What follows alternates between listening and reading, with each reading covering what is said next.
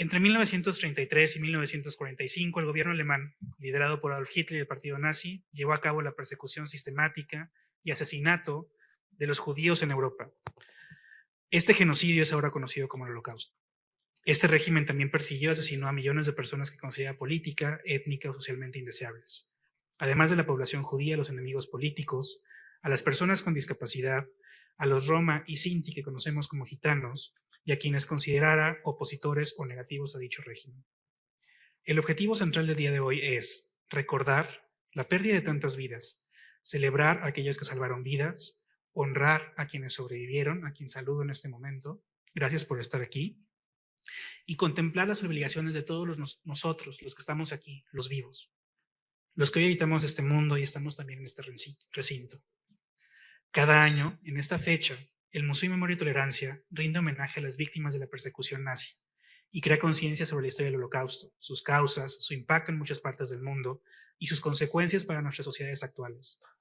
8 décadas después del genocidio, 79 años se cumple hoy de la liberación por parte del Ejército Rojo del campo de concentración Auschwitz. Todos los aquí presentes continuamos compartiendo la responsabilidad colectiva de abordar el trauma residual. Mantener políticas efectivas de recuerdo, cuidar los sitios históricos y promover la educación, la documentación y la investigación.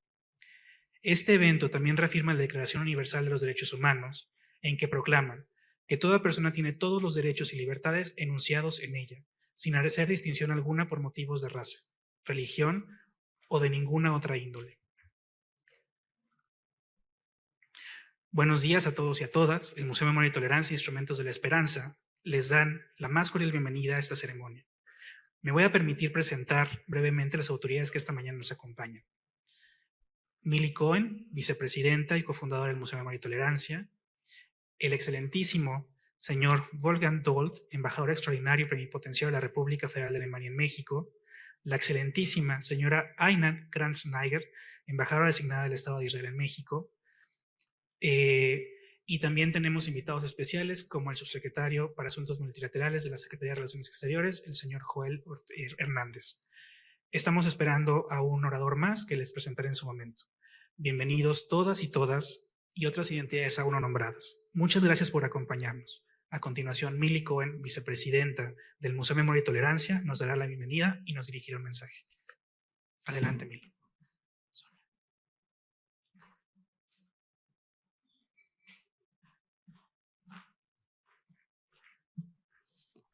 Bienvenidos todos, ¿se oye bien?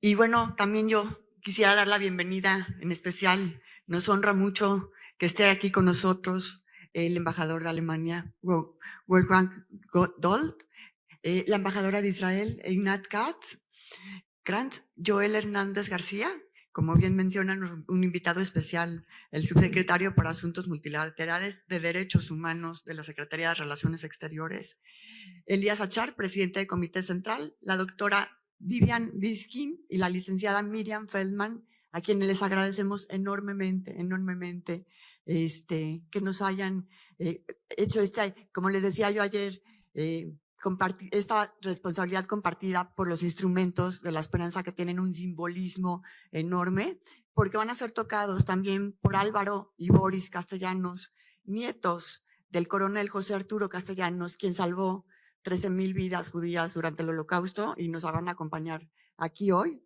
Y para mí es muy significativo que ellos toquen con estos instrumentos de la esperanza, porque como bien dicen, los justos dan esperanza. Y sobrevivientes del Holocausto aquí presentes, es un honor tenerlos aquí. Pues bueno, es un honor para mí presidir este día tan significativo. Tristemente, a 79 años de la liberación de Auschwitz, aún hay muchas lecciones por aprender. El Museo de Memoria y Tolerancia está comprometido con la educación en valores y la memoria histórica para crear una cultura de paz. Durante la creación del museo, les comparto, me involucré profundamente en la tarea de investigación y contenido. Durante años leí libros, visité 2 veces Auschwitz, estudié testimonios, documentales y todo lo que pudiera caer en mis manos. Recuerdo como si fuera ayer el sentimiento de profunda desesperanza que me invadió durante esos 12 años. Sin embargo, dentro de toda esta oscuridad, encontré un rayo de luz que me devolvía la fe en la humanidad y me motivaba a seguir luchando para crear este espacio. Las historias de los justos entre las naciones, entre ellas la del coronel José Arturo Castellanos. En un mundo de debacle moral generalizado, hubo una pequeña minoría que supo desplegar un extraordinario coraje para mantener los valores humanos en pie. Los justos demostraron ingenio, coraje, humanidad y un alto grado de conciencia. Esto era a menudo un gesto humano instintivo, un impulso irreflexivo, seguido después por una elección moral. La mayoría de los salvadores eran personas corrientes. Algunos actuaban por convicción política, ideológica o religiosa. Otros no eran idealistas, sino personas con valores humanos arraigados. En muchos casos, nunca planearon convertirse en salvadores y no estaban en absoluto preparados para el momento en el que debieron tomar una decisión de tan largo alcance. Eran seres humanos comunes, como nosotros. Y es precisamente su humanidad la que nos conmueve y la que debería de servir de ejemplo e inspiración, porque ellos no solamente daban ayuda al prójimo y al perseguido, sino que también desafiaban el mal y la injusticia. Trágicamente, 6 millones de judíos y 5 millones de otras víctimas que pudieron ser salvadas fueron asesinadas por la maldad absoluta. Años después del Holocausto, el mundo desvió la mirada ante la barbarie. Por lo visto, la humanidad vio en los sobrevivientes a todas las víctimas de sus acciones, y al verlas reflejadas en ellos, se asustó de sí misma. Pareciera que la pesadilla de las víctimas de los campos de concentración se hubiera hecho realidad. El mundo en esos años no quería saber. No se atrevía a imaginar, o en otras palabras, deseaba desviar la mirada y tapar sus oídos al episodio más infame y vergonzoso de la historia, en donde se demostró la capacidad destructiva del hombre. Hoy, que por fin el mundo escucha y existen museos, memoriales y conmemoraciones como esta, la lucha es contra el olvido. Porque no hay que olvidar que lo inconcebible fue concebido, lo inimaginable fue imaginado, lo impensable fue pensado y lo imposible fue posible. Pero lo incomprensible aún sigue siendo incomprensible. El Holocausto y sus herramientas educativas son relevantes hoy más que nunca, con el resurgimiento de la polarización, la violencia en contra del diferente, el extranjero, el judío, el musulmán, el blanco, el negro, el migrante, el rico o el pobre. Desgraciadamente, la cara del odio es infinita, tiene tantos rostros. Y ahí donde hay odio y violencia, el Holocausto sirve de brújula a la humanidad. Esta brújula moral, porque nos muestra las terribles secuelas humanas de la maldad. Del mismo modo que nos enseña sobre el enorme poder del amor, la empatía y el compromiso humano. Los justos son un invaluable ejemplo de integridad y de valor. Ellos nos muestran que no podemos permanecer indiferentes ante las injusticias y el dolor. Porque como escribe el historiador Ian Cashau, la carretera a Auschwitz la construyó el odio, pero la pavimentó la indiferencia. El Museo Memoria y Tolerancia es congruente con este mensaje y los invita a ser parte de los que luchamos por una cultura incluyente para todos los seres humanos, sin distinción de cultura, etnia, religión o nacionalidad. Gracias por estar aquí.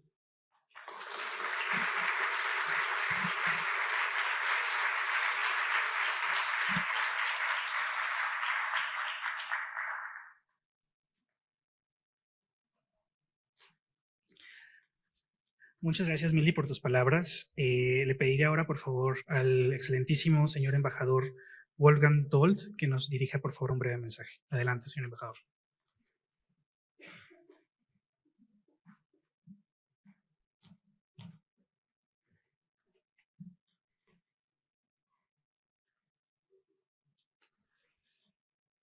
estimada señora Mili Cohen, vicepresidenta, fundadora, madre de este Museo Prestigio. Subsecretario Joel Hernández, excelentísima compañera, embajadora del Estado de Israel, Kranz Naiga, estimados y estimadas miembros de la comunidad judía en México, colegas, señoras y señores. Muchas gracias por la invitación a este evento conmemorativo del día de hoy. Es un gran honor poder dirigirles unas palabras ahora como representante de Alemania. Hace casi 80 años fue liberado el campo de concentración y exterminio de Auschwitz. Las atrocidades que se cometieron ahí fueron el emblema de un cruel masacre que evidenció los abismos más profundos de la humanidad. Algo que parecía inimaginable antes terminó convirtiéndose en una parte de nuestra memoria colectiva desde entonces. La mayoría de nosotros, y me incluyo también, somos demasiado jóvenes como para tener recuerdos propios de la persecución sistemática y del exterminio de vidas judías en mi país y luego en Europa. Pero hemos visto fotos, hemos visitado lugares y hemos escuchado historias muchas veces directamente de las personas que sobrevivieron. Desde hace casi 20 años que conmemoramos a las víctimas del Holocausto al 27 de enero en todo el mundo. El 1 de noviembre de 2005, la Asamblea General de las Naciones Unidas adoptó una resolución para designar esta fecha como el Día Internacional en Memoria del Holocausto. Fue una decisión sabia desde el sentido compartido de responsabilidad dirigida a luchar contra el olvido.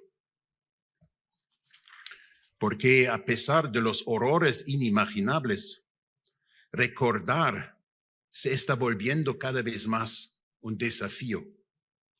Testigos de la época sobrevivientes están muriendo. Y para las generaciones jóvenes el Holocausto ya es historia. De ello resulta que hoy en día haya cada vez más jóvenes que se preguntan, ¿y eso qué tiene que ver conmigo? La respuesta a esta pregunta es claramente el nunca más. Hay que luchar contra el olvido. Y me alegra mucho ver cómo el Museo Memoria y Tolerancia está haciendo esto tan activamente aquí en México. Y cómo están utilizando el arte y la cultura para expresar y transmitir lo impensable. Como hoy, por ejemplo, con esta presentación de The Rescue de los hermanos castellanos, acompañada de los instrumentos de la esperanza. Este impresionante proyecto demuestra lo importante que es reinventar una y otra vez el acto de recordar, no solo por el mero hecho de recordar, sino por un nunca más. Me da gusto que como Embajada de Alemania hayamos podido apoyar este proyecto. Para Alemania el nunca más, ni vida, es una lección del pasado y un ideal para el presente y el futuro. Y en ningún caso podemos permitir que decaiga en palabras vanas. Señoras y señores, en este punto no puedo dejar de mencionar los acontecimientos actuales en Medio Oriente. Denme 2 minutos más de su paciencia. Alemania acepta su responsabilidad histórica por el Holocausto y ello implica un claro reconocimiento al derecho de existencia del Estado de Israel. El ataque barbárico del grupo terrorista Hamas contra civiles israelíes el pasado 7 de octubre, o deberíamos llamarlo un pogromo, tuvo como único fin acabar con vidas judías. Fue el mayor asesinato dirigido a judías y judíos desde el Holocausto. Y tenía como fin lograr el autoproclamado objetivo de Hamas, que es la extinción del Estado de Israel. No deja de sorprender lo poco que se ha abordado este aspecto en la opinión pública. Sea como sea, para Alemania se cruzó una línea roja el 7 de octubre. Queda claro para nosotros que nunca más es ahora. Ni vida ist jetzt. Es terrible como el odio antisemita y la persecución inhumana se han vuelto a abrir camino desde el ataque de Hamas el 7 de octubre de 2023, vergonzosamente también en Alemania. Detrás de una crítica supuestamente objetiva se esconde muchas veces puro antisemitismo. Por ejemplo, cuando no se distingue entre la crítica a un gobierno, una crítica legítima, y el cuestionamiento al derecho de existencia. Cuando se intenta de manera perversa equiparar los actos del gobierno israelí con la estrategia de aniquilación de los nacionalsocialistas, cuando se abusa del término del Holocausto, o cuando se guarda silencio de forma deliberada sobre el sufrimiento que la organización terrorista Hamas ha causado a su propia población y se culpa únicamente a Israel por el sufrimiento de la gente en Gaza.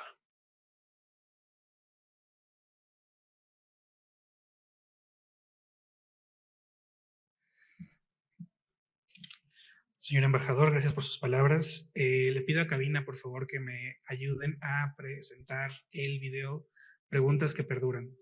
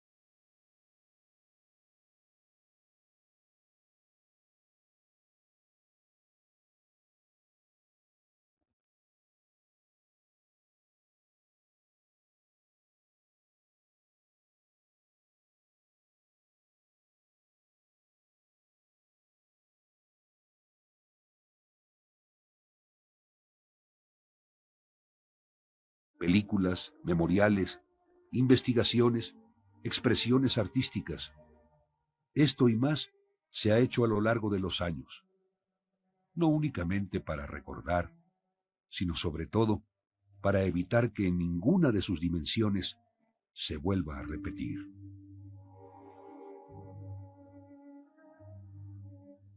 En el 2005, la Organización de las Naciones Unidas designó el 27 de enero como el Día Internacional de Conmemoración de las Víctimas del Holocausto.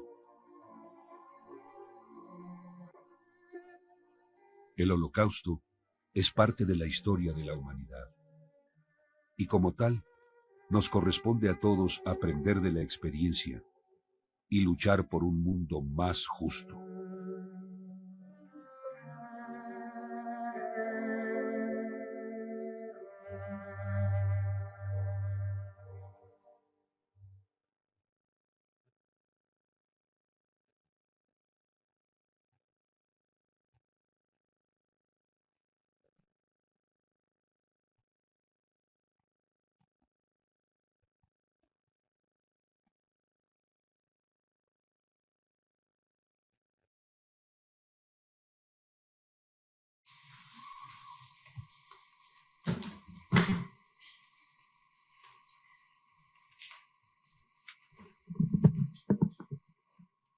Muchas gracias. Estimada Mili Cohen, vicepresidenta y cofundadora del Museo Memoria y Tolerancia. Estimado Adán García Fajardo, director académico del museo, nuestros anfitriones esta mañana. Estimado embajador Joel Hernández García, subsecretario para Asuntos Multilaterales y Derechos Humanos de la Secretaría de Relaciones Exteriores. Estimado colega, distinguido embajador Wolfgang Dold, embajador de Alemania, muchas gracias por sus palabras.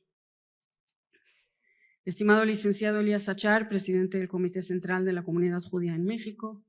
Estimados presidentes y directores de las instituciones judías en México.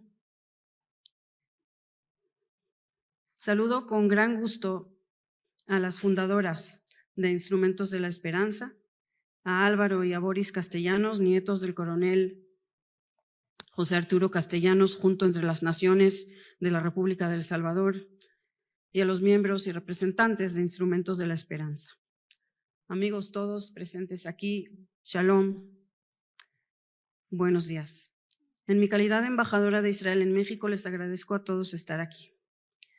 Como cada año, estamos reunidos el día de hoy para conmemorar el Día Internacional de la Memoria del Holocausto, establecido por la Organización de las Naciones Unidas en el marco de la fecha de la liberación del campo de exterminio de Auschwitz, el 27 de enero de 1945, hace 79 años.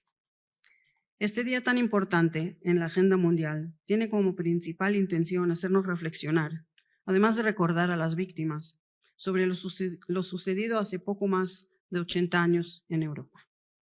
El Holocausto fue la culminación de siglos de latente antisemitismo, impregnando en todas las capas sociales, políticas. Cuando vemos este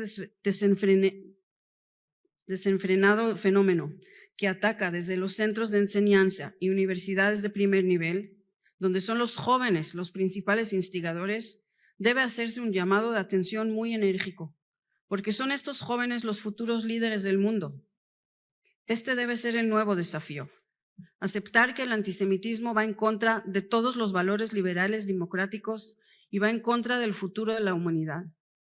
Por ello, debemos combatirlo juntos, firmes y unidos. Se ha invertido un gran esfuerzo y muchos recursos en educación alrededor de este tema. Sin embargo, no ha sido suficiente. El legendario lema que surgió del Holocausto, ese de nunca más, solo 2 palabras tan contundentes, aquel que se ha repetido millones de veces desde el término de la Segunda Guerra Mundial, ahora más que nunca debe ser aplicado y puesto a la práctica. Solo así, con la buena voluntad de la humanidad, a través de su inserción en la experiencia presente, el viejo, pero ahora renovado antisemitismo puede ser erradicado de la faz de la tierra como el más peligroso de los prejuicios.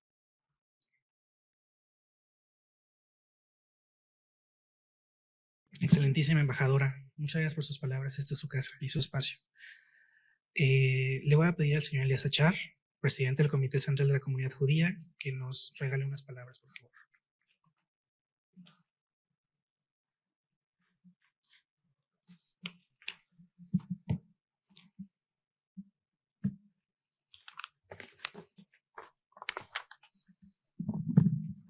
Buenos días a todos. Mili Cohen, vicepresidenta y cofundadora del Museo Memoria y Tolerancia, excelentísima embajadora de Israel en México, Einat Kranz, excelentísimo embajador de Alemania en México, Wolfgang Dold, subsecretario Joel Hernández, licenciada Miriam Feldman, representante de los Instrumentos de la Esperanza, sobrevivientes del Holocausto que nos acompañan, cuerpo diplomático acreditado en México, señoras, señores, amigos todos.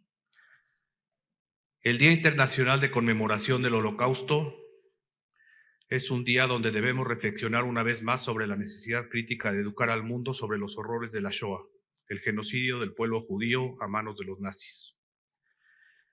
Difundir y reforzar las lecciones aprendidas de uno de los periodos más oscuros de la historia contribuyen a construir un mundo más inclusivo, tolerante y educado. No solo es honrar a los aproximadamente 6 millones de judíos, así como a millones de otros miembros de grupos minoritarios como gitanos, personas discapacitadas, homosexuales, oponentes políticos, entre otros, sino también combatir las crecientes olas de odios que nos amenazan hoy y que nos recuerdan la terrible resonancia que tiene este día de conmemoración en nuestra propia época.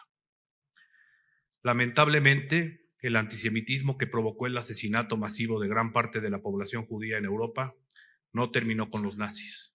Hoy en día somos testigos de cómo el odio se disemina con gran celeridad, en magnitudes inimaginables, y cómo en las redes ha pasado de ser un elemento marginal a dominar el discurso. Por ello, hoy más que nunca debemos tener conciencia de que el rechazo a los judíos no termina con los judíos, sino que se extiende a otros grupos vulnerables que también son víctimas de la discriminación y del odio. Recordamos, asimismo, el perverso ataque perpetrado por Hamás contra la población israelí el día 7 de octubre del 2023 y que ha llevado a una guerra no deseada con terribles consecuencias para ambos lados. A la vez, hacemos un llamado para exigir la liberación de los rehenes que permanecen secuestrados en Gaza desde hace 110 días. El compromiso con la memoria y la búsqueda de una educación incluyente, que es la clave para la construcción de una cultura de paz y respeto a las diferencias, toma aún más relevancia en estos días que la cruel intolerancia afecta a tantos países. Como mexicanos, valoramos el clima de libertad que prevalece en nuestro país y que nos ha permitido desarrollarnos sin confrontaciones. Tristemente, la experiencia nos ha demostrado que ninguna sociedad es inmune al racismo y al prejuicio. Es por eso que trabajaremos de forma activa para que en México se continúe viviendo con respeto y armonía. No olvidar es nuestra responsabilidad con las víctimas de la intolerancia y el odio. Nos comprometemos a contar sus historias y a honrar su memoria, defendiendo el derecho de todas las personas a vivir con dignidad en un mundo justo y pacífico. Que la historia no solo sea un testigo doloroso, sino también un maestro que guíe nuestras acciones hacia un mejor futuro. Muchas gracias.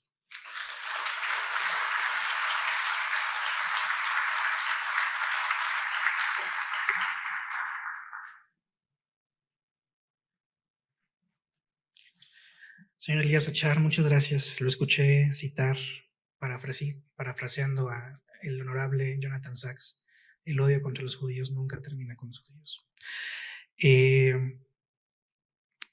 Le voy a pedir a Vivi Biskin, la doctora Vivi Biskin, y a la licenciada Miriam Feldman, que por favor me acompañen al estrado. Sí.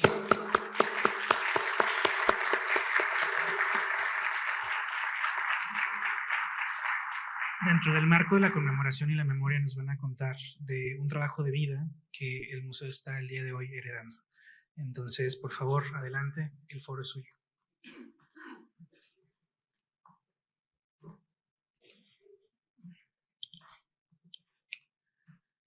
Estimado cuerpo diplomático acreditado en México, representantes de agencias internacionales, miembros de la sociedad civil, sobrevivientes, miembros de la Fundación Instrumentos de la Esperanza, amigos todos. Hoy estoy aquí parada en este evento tan significativo en representación de la Fundación Instrumentos de la Esperanza para hacer el anuncio oficial que nuestro acervo de instrumentos musicales ha sido donado al Museo Memoria y Tolerancia. Queremos agradecer profundamente a Milly Cohen, Sharon Saga, Adán García y todo el equipo del museo por haber aceptado albergar aquí nuestro tesoro y nuestra misión. Nuestra organización, fundada en 2017, se dio a la tarea de buscar, rescatar y restaurar instrumentos musicales relacionados con el Holocausto. Buscamos con esto honrar a las víctimas, darles voz a través de sus instrumentos y utilizar el lenguaje universal de la música para educar y promover la tolerancia, el respeto a las diferencias, la esperanza y la paz. Este museo no podría ser un mejor hogar para ellos. Nos sentimos orgullosos y confiados de que, a través de esta maravillosa organización, Instrumentos de la Esperanza tendrá una gran proyección e impacto en la educación sobre el Holocausto y la paz y la tolerancia. Tenemos entre el público una gran cantidad de colaboradores a quienes quisiéramos agradecer de manera personal. Para ello, Para ello, le cedo la palabra a mi cofundadora Miriam Feldman, a quien aprovecho también para agradecerle su trabajo, amistad y visión en este proyecto. Muchas gracias.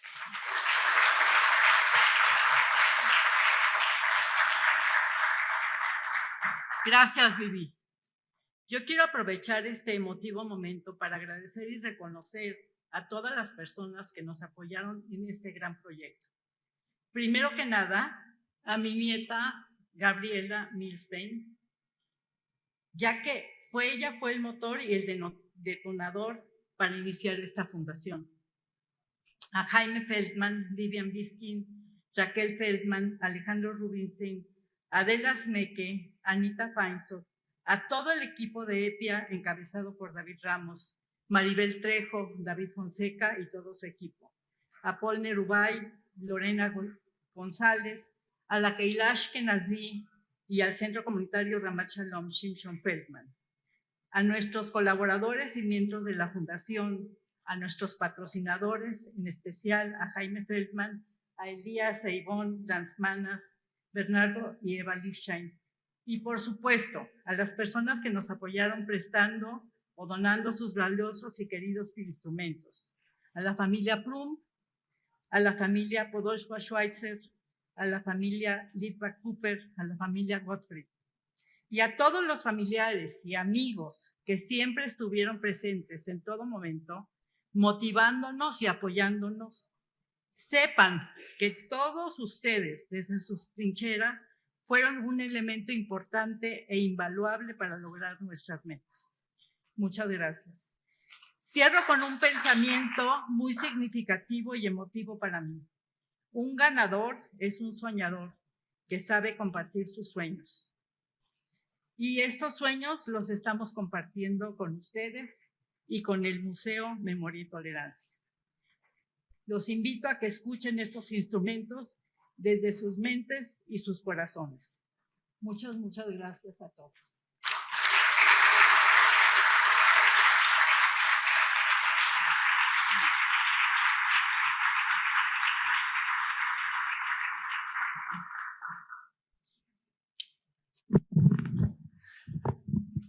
Me voy a salir un segundo, no, un minuto de lo protocolar.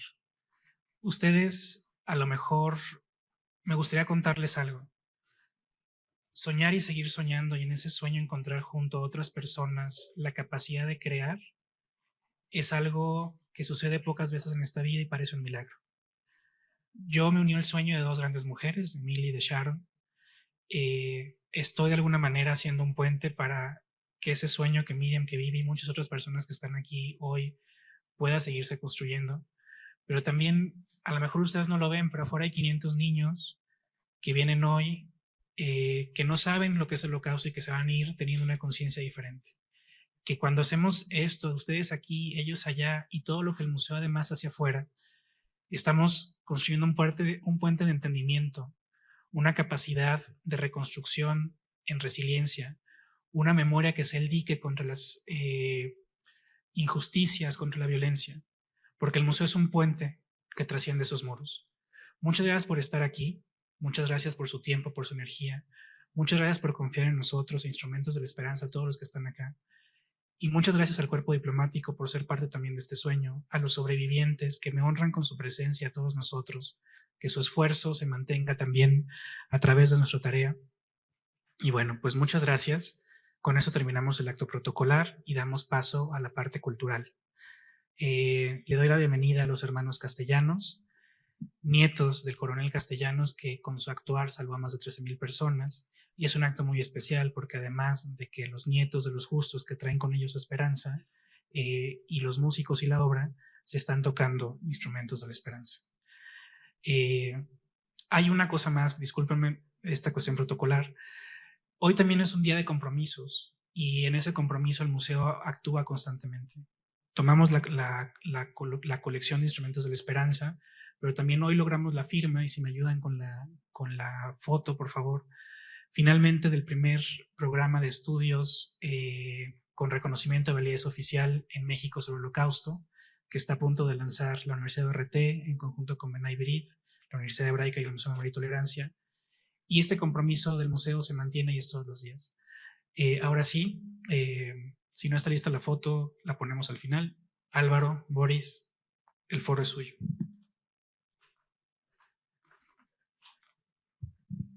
Muchísimas gracias.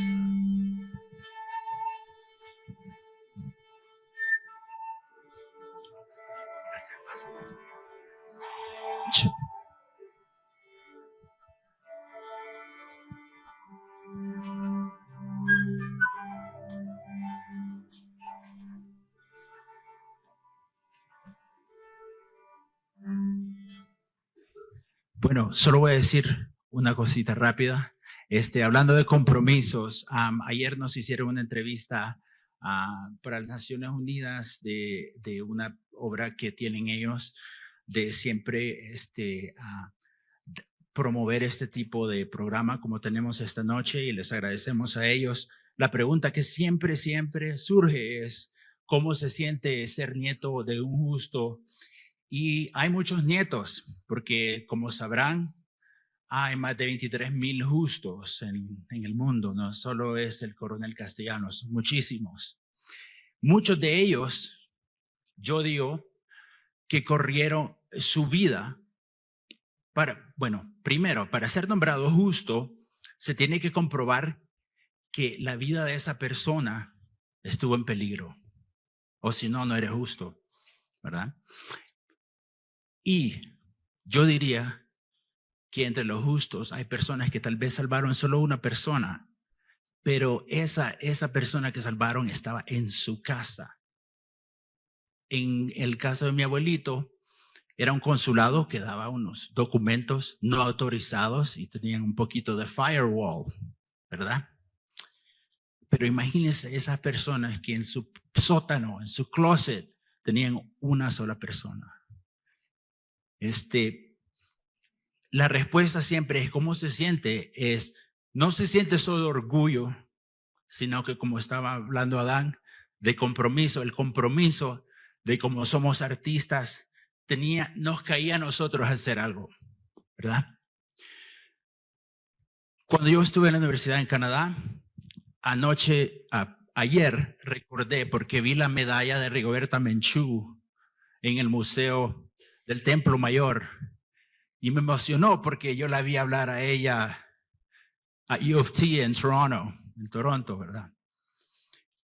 Y alguien se levantó y le dijo, Rigoberta Menchú, yo quiero que me diga como canadiense qué puedo hacer yo por la causa guatemalteca, qué puedo hacer yo por la causa de la gente maya en Guatemala, que fue, como van a ver tal vez un poquito, porque van a ver una edición un poco más corta de nuestro film. Fue la primera causa de mi abuelito, defender contra las matanzas. La Fuerza Armada, mi abuelito era coronel, como saben, él se opuso a unas matanzas de más de 30,000 campesinos y gente maya pipil, que es la misma gente de Rigoberta. Bueno, la respuesta se me grabó, porque dijo, si tú quieres hacer algo por los mayas de Guatemala, comienza con lo que le está sucediendo a los Ojibwe aquí en Canadá, a los Cree, las tribus nuestras, las First Nations en Canadá. Y eso fue impactante. Para seguir nuestro compromiso, les queremos contar de que hay 10 justos entre las naciones de Latinoamérica. De 23,000 justos, solo hay 10 latinos, pero son el 25% de representación por país. Entonces, vamos a hacer ahora un proyecto. Yo sé que aquí hay 1, 2, tal vez 3 amigos que nos van a ayudar a hacer esto, porque siempre que hacemos algo acerca de los justos, los ángeles salen from the woodwork, de las paredes. Muchísimas gracias. Un comentario para Adrián. Adrián, yo te doy la señal para comenzar la película. Gracias. Y como Álvaro explicó, solo les quería contar que esta versión de la película que hemos creado nosotros como es un homenaje a la memoria de nuestro abuelo y a la memoria de algunos de los que salvó, ¿verdad? Y lo hizo con la ayuda de su amigo judío. Entonces, es una versión de la película más breve y creo que vamos a comenzar con el himno de los partisanos. Gracias.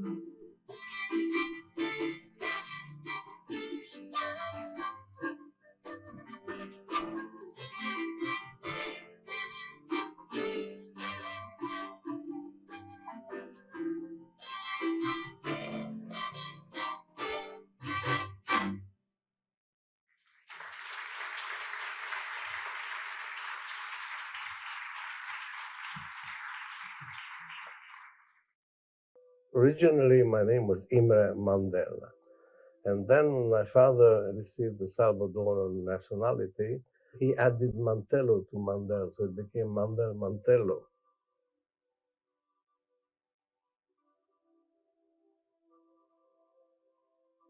Entonces es la historia en el fondo de dos amigos. Eso es lo grande de esta historia. Ahora, ese Mantello definitivamente fue un hombre muy excepcional, pero sin tu abuelo Mantello no hubiera podido hacer nada. So it was an incredible meeting of two totally different people with totally different backgrounds who became brothers, instant brothers. Entonces George Mantello ya quedó a salvo con su pasaporte salvadoreño. A raíz de eso empezaron a ver la posibilidad de traerse al resto de la familia de George y cómo sería la mejor manera de traérsela. Por eso es que sacaron estos documentos salvadoreños. Al ver que funcionó con el hermano de George, entonces empezaron a dárselos a otras personas. Now, this is really out of line because all other diplomats who were helping Jews, they were helping them by giving them visas so they could travel. They were not giving them citizenship papers. To become a citizen, that is a stronger document than a visa, because when you are a citizen of your country, then you are untouchable. You cannot be harmed. This single act of kindness, the successful rescue of one family, would eventually blossom and be repeated to save thousands of Jewish lives.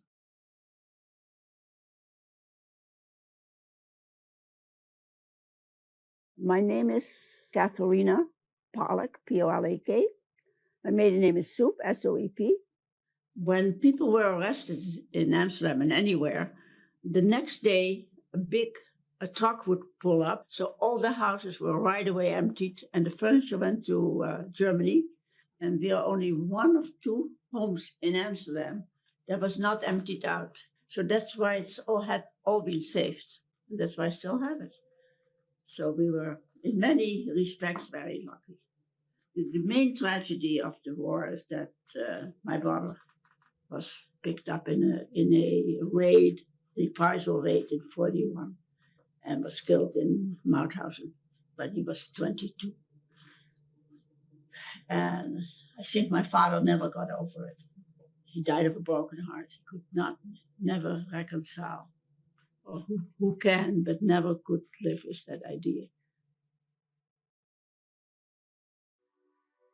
My mother lived till 1980, and not till we cleaned out her apartment did I find a certificate. I was very surprised. And then I started to think back why at the last few months that we were in Bergen-Belsen, we were sent from the big camp where we had been all the time to a very small compound. And we found out that they were all people who had certificates of citizenship from some country in South America. Dutch Jews who had Salvadoran papers were sent to the special part of Bergen-Belsen. They were sent not to the main part of Bergen-Belsen that we think of as the hellhole where Anne Frank ended up, but in a special section of Bergen-Belsen known as the Star Camp that was specifically to hold enemy aliens. And most of those survived. While we were there, we had several visits from somebody, a German woman who came from Berlin. And she always would say, well, now get ready in a few days or in a few weeks. And it was always postponed. The next day, we were still there. But finally, we did go. And they put us on a train, and we didn't really know where we were going. They said, you go to the French-Swiss border, or you go to Switzerland with those papers. And we were on that train for 6 days and 6 nights. And then there was a bombardment, and then we had to stop. And then they said we were free to go into the village. It was farm country, to try to get food. And the Americans that eventually liberated us came over the hill. It was the 9th Army. I have a picture of it. When the Americans found us, we were all sitting next to the train. And it was a beautiful, beautiful day. It was Friday, April 13th, mind you. Friday the 13th are always good days for me. So we went in open freight cars back to Holland.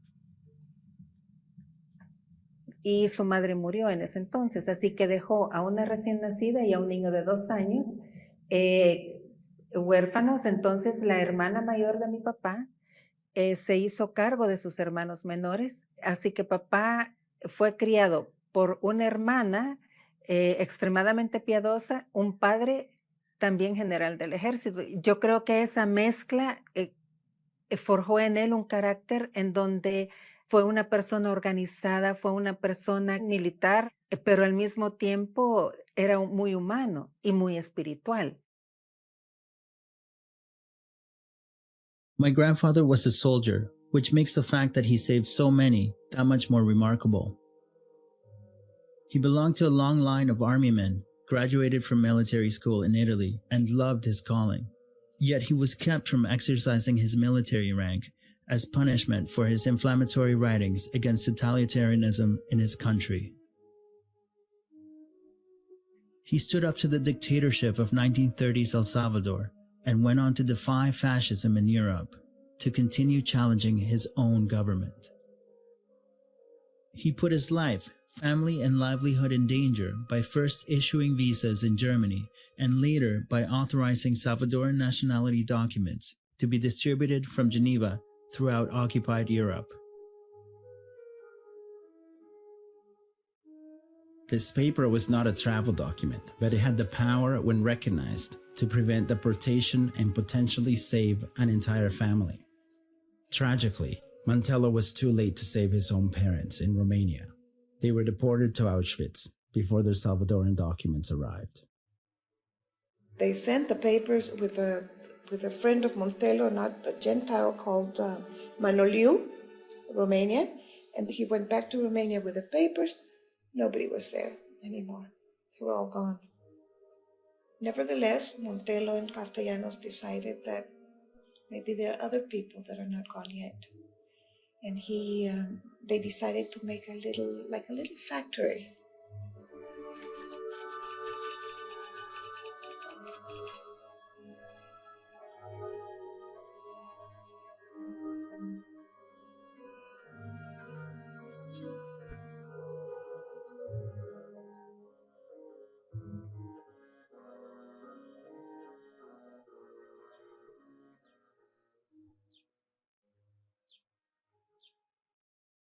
In 2005, duplicates of more than 1,000 of the documents issued from the little factory at the Salvadoran consulate were found.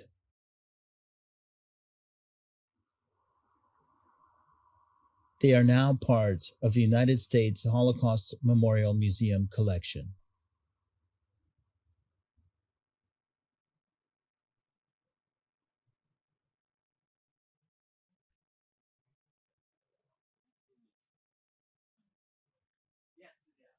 We want to document not just pieces of paper, but the people behind them. So in this case, it's wonderful because we have both. We know the history of the certificate, the history of the Castellanos Mantello rescue, but we also have the history of Lieselotte Neufeld. She's an Austrian Jew who escaped to Hungary. She said that her father had sent them the certificate, and she knows for a fact that he didn't pay any money to get the certificate because he didn't have any money. So she wrote this deposition saying that the certificate was given for purely altruistic reasons and, in fact, ended up saving her life. 90% of the people with documents were saved in Belgium, very high in the Netherlands. Hungary, we know for a fact that the vast majority of people who received them in Budapest were saved. So this is a very unique story, which has no other example. There were other diplomats that issued visas, like transit visas. Visas, which is highly commendable, like Karl Lutz or Raoul Wallenberg, who issued the Schutzpasses Castellanos. He went a step further. These papers were very useful because the holders of these papers were covered and could not officially be deported. If they were taken in a roundup by holding Salvadoran papers, they could only be interned as enemy aliens. Anyone who was still in Belgium when they received the papers was saved. The Germans were interested in getting many Germans who were living in Latin American countries back to Germany, exchange. And so the calculation was, there are Salvadorians living in Germany or in Hungary. I will send them back to their country, and you will send back the Germans that are living in your country. So that's why they honored these citizenship papers. Germans had great respect for typed and sealed and stamped and signed papers, and that's what we had.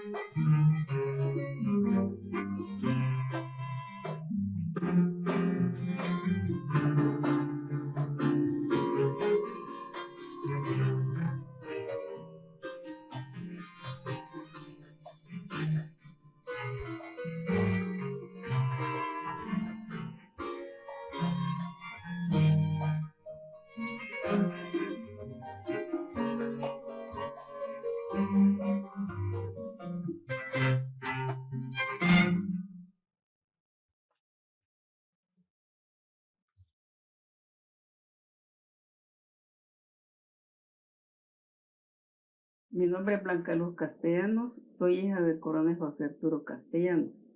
Sí, él era muy humilde, le gustaba hacer favores. Si usted le llegaba a pedir un favor, él trataba de hacérselo. Cualquiera que le pidiera, si él tenía dinero y le pedía, él lo daba. Le gustaba ayudar a la gente, hasta los bolitos de la calle, hasta eso le daba. Se fue a la darle Eso no lo pongan. No, si no lo están poniendo. Los militares de antes eran bruscos en su trato y él era suave.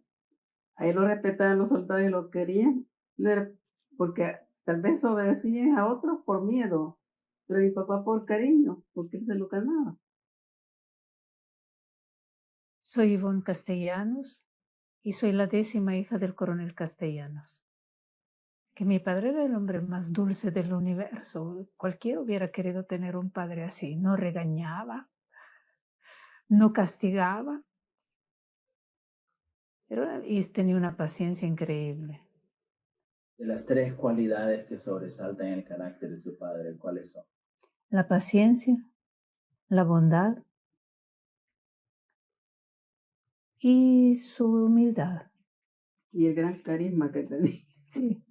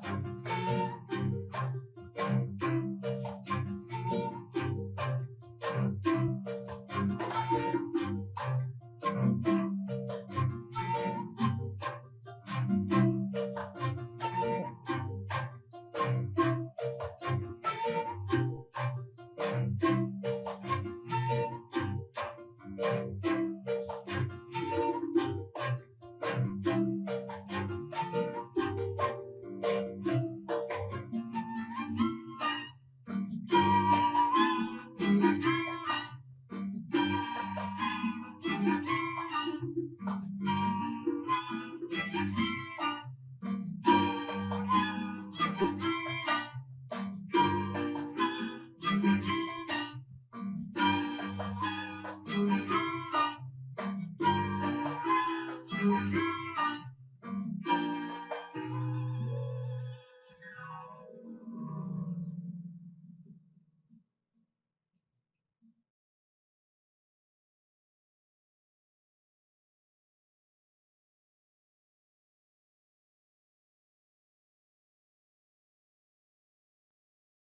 returning from Europe, despite his heroic deeds, the colonel was exiled to Mexico for advocating for free elections, equal rights for women, and the eradication of illiteracy in El Salvador.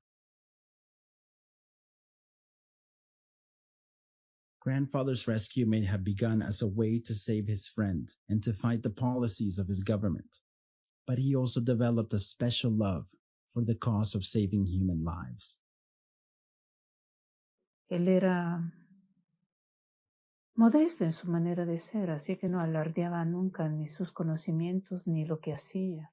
Cuando él iba a Ginebra, Mantelo le mandaba su sastre para que le confeccionara un traje, y él se preguntaba por qué. Yo entonces le pregunté que si acaso le debía la vida, y él se puso a llorar diciéndome, sí, cierto. Pero él lloró, me imagino, sobre todo por la forma como yo lo dije, que le pareció muy brutal. También lo vi llorar, ya esto fue en el año 1976, por lo tanto fue el último año de vida de mi padre. Lo vi llorar porque no había logrado salvar a los judíos polacos. O sea que sentía que no había hecho suficiente con salvar esas vidas que ya había salvado. Y él todavía sentía dolor por no haber podido salvar a más personas, y estas personas eran los judíos polacos.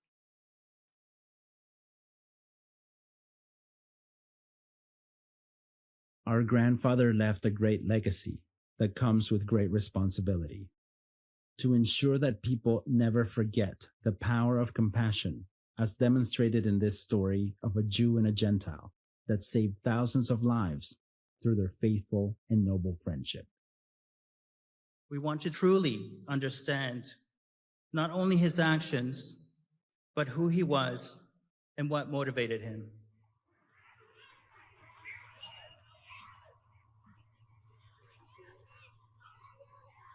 And what Jose Castellanos did is try to avoid as much as he could unjust deportation of people by giving them certificates saying that they were Salvadorans.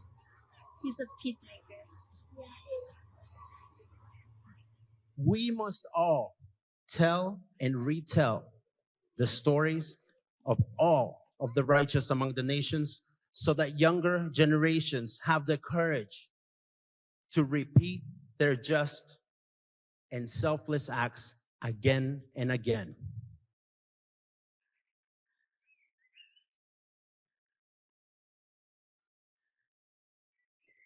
We have made the long journey home to visit our grandpa's grave in San Salvador.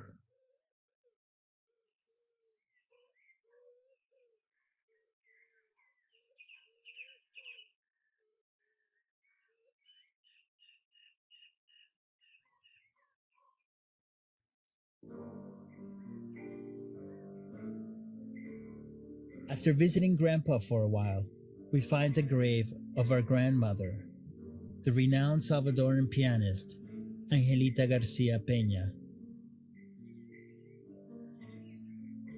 And here we stumble upon the grave of our father, Arturo Avelino Castellanos, Pucci. Here now we say our goodbyes to our father, and I cannot stop thinking, what would I say to Dad if he was still alive? I forgive you? Papá, te quiero mucho? What stories would he tell us about the Colonel? And if the great rescuer, Coronel Castellanos, our grandfather, was in front of us now, what would we ask? What would we say to him? If he was standing in front of me, I would say, thank you very much. I'm here because of you. My grandparents and my father was saved by Colonel Castellano, and I want to say thank you, and this is the reason why I can stand here today. Thank you very much.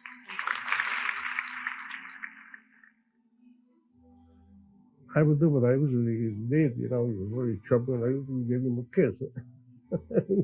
Arturo. If I had the privilege of having met Mr. Castellanos, I would have asked him, how can we improve the conditions of humanity? Give us an idea. I want to hear it from you, from a man like you. Yo me conformaría con poderle decir una tan sola vez, papá, te quiero mucho.